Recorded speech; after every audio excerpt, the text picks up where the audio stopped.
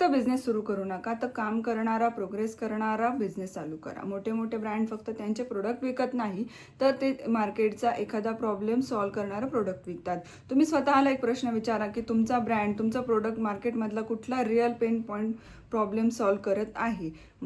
तुम्हाला जर तुमचा बिझनेस चांगला करायचा असेल, तर तुम्हाला तुमच्या ऑडियन्सला चांगलं समजून घेणं गरजेचं आहे. त्यांचे रिअल प्रॉब्लेम, त्यांचे गोल, त्यांची लँग्वेज आणि त्यांच्यासारखं तुम्हाला वागावं लागणार आहे. या सगळ्यामध्ये करताना तुम्ही तुमची ऑडियन्स ही चांगल्या प्रकारे समजून घेणार आहात. आणि मेन म्हणजे बिझनेस करताना डायरेक्ट मोठी उडी घ्यायची नसते, तर रोज थोड्या थोड्या स्टेपनी पुढे जायचं असतं.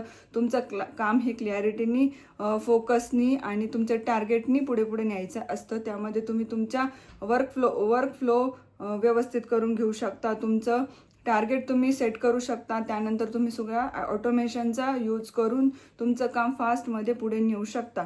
सध्याच्या AI टूल्सचा यूज करून तुम्ही तुमचं मोठ्या प्रमाणात काम हे कमी करणार आहात. त्यामुळे सध्याच्या लेटेस्ट AI टूल्स शिकून घ्या.